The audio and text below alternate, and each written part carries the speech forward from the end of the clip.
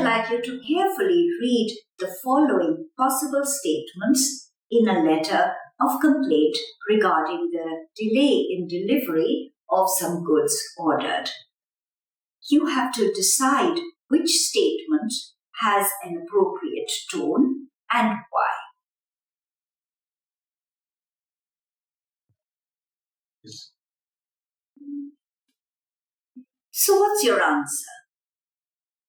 If you've checked 3, that is, since there has been an inordinate delay in delivering the consignment, you may consider the order cancelled. If you've checked this, then you're spot on. This is the right answer. Let's see why. The use of the passive voice is consistent in this statement across both clauses or parts of the sentence. There has been, you may consider. So both clauses are in the passive voice. Also, noteworthy is the use of the modal may. You may consider the order cancelled.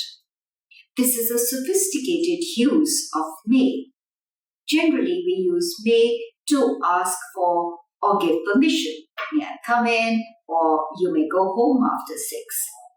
Or even possibility, I may go to Denmark next year.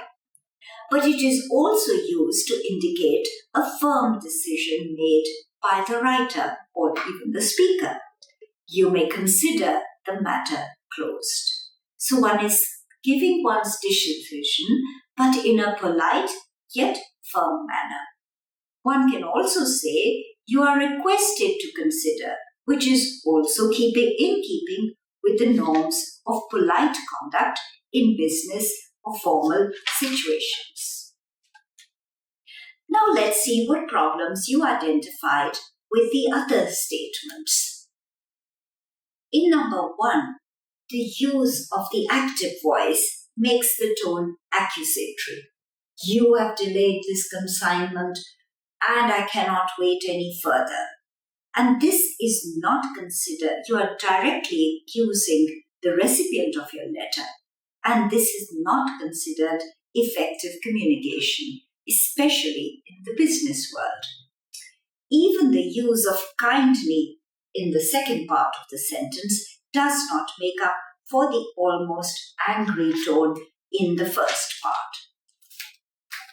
Let's look at the second example that given to you. In this statement, the first 2 clauses are in the passive voice. That is, since there has been a considerable delay in delivering the goods, which has caused immense loss. But the last part is in the active voice. The vocabulary also used adds to the slight but a noticeable variation in tone.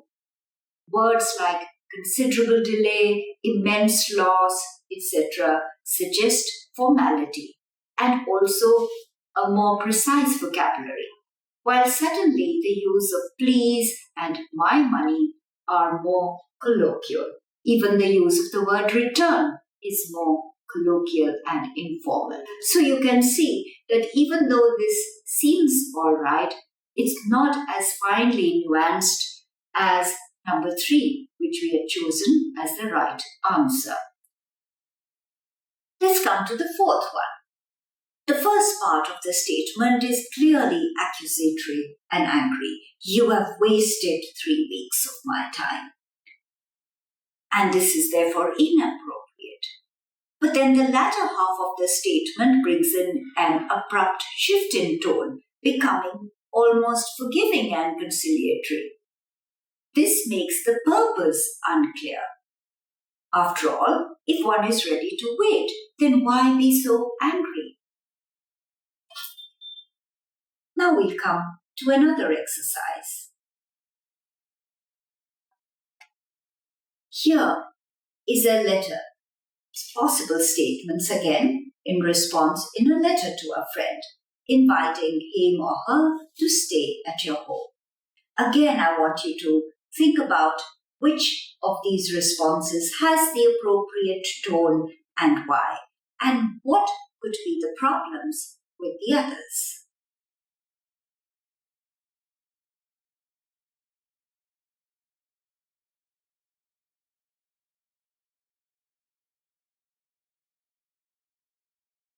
If you've zeroed in on number 2, then cheers. Give yourself a pat on the back. This is the right answer.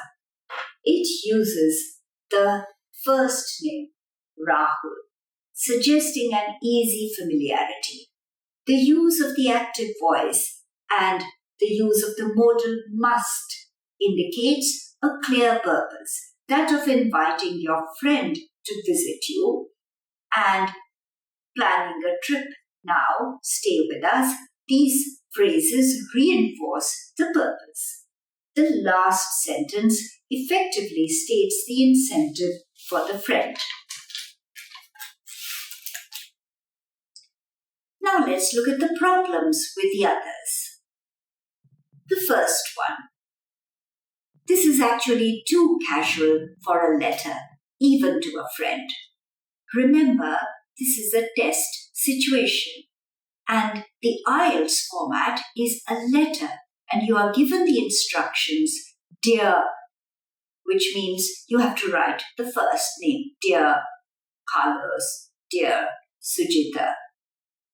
You might actually write an email beginning with hi there, but this is an email, this is not an email, this is a letter, and also in a test situation. Slang terms like bro, rocket together are a complete no-no in IELTS, especially in writing.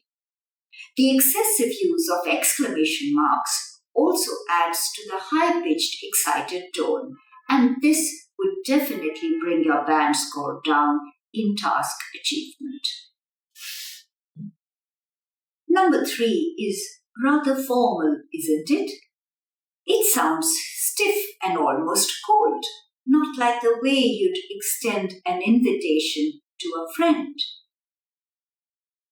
The fourth one here is problematic because the tone is inconsistent.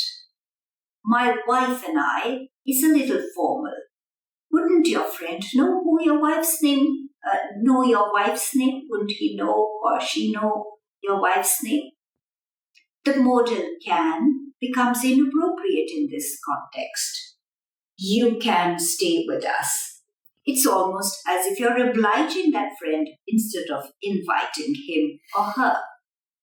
With would, the accurate modal is could. We would be delighted if you could visit us, rather than you can, when you come, you can visit us. And then you can stay doesn't sound like an invitation. So therefore the purpose becomes unclear.